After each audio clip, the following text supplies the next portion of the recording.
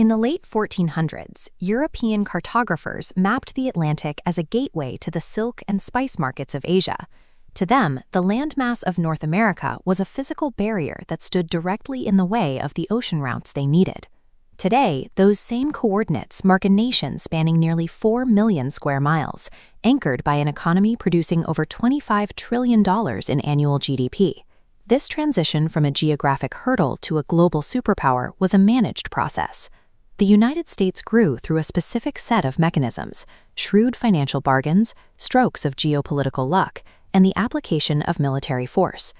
To understand the nature of American power, we have to look past the stories of inevitable growth and check the actual real estate ledger.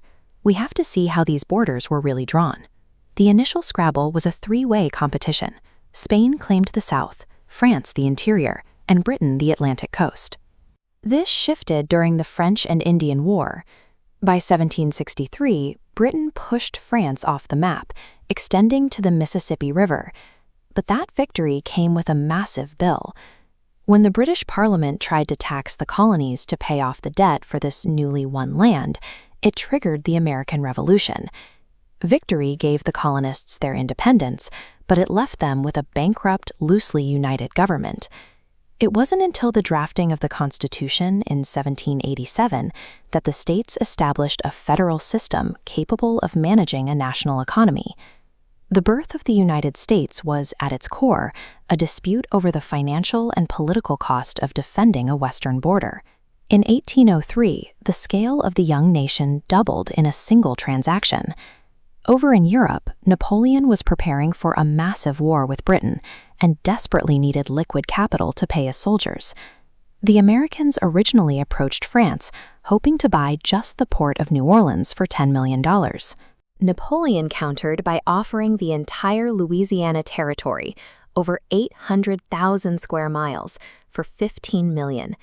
This became a blueprint for expansion, leveraging European distress to buy land for cents on the acre. Decades later, Secretary of State William Seward followed this pattern, purchasing Alaska from a cash-strapped Russian czar for roughly 2 cents per acre. These deals allowed the United States to secure vast tracts of land through the Treasury rather than the infantry, avoiding the financial drain and high mortality rates of a standard European territorial war. By the mid-1800s, this expansion was reframed as a moral imperative. Americans called it manifest destiny, the belief that occupying the continent from sea to sea was a divine right. But that ideology required the physical displacement of those already living there. The Indian Removal Act of 1830 forced tens of thousands of indigenous people off their land to make way for an expanding agricultural economy.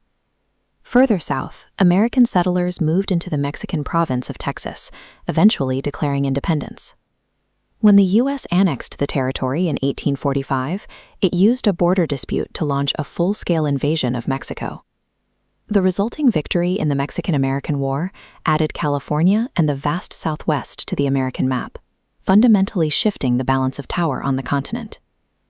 Once the Pacific coast was reached, the drive for new territory moved overseas.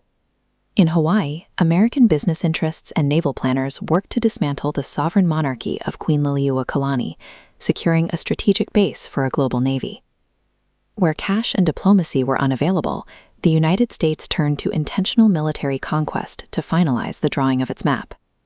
By the late 19th century, the physical map was complete. In terms of sheer real estate, it was one of the most successful acquisitions of land and resources in history. But the speed of this expansion created an internal crisis. Acquiring the land was one thing. Deciding which economic systems would be allowed to operate on it nearly destroyed the country. Every new Western territory forced a political confrontation. The industrial North and the slave-holding South fought over whether these new acres would be worked by free settlers or by enslaved labor. This tension exploded into the American Civil War. The same government that had just finished drawing its external borders now had to mobilize millions of men to keep those borders from collapsing from within. The human stakes of this conflict were centered on the millions held in bondage within the new American territories, and the resistance of individuals like Harriet Tubman, who forced the nation to confront the reality of its own expansion. The map of the United States is a record of these transactions and conquests. It is a border defined by the shrewd deals of the cabinet room, the movements of the infantry, and the bloody struggle over who would actually be free within its lines.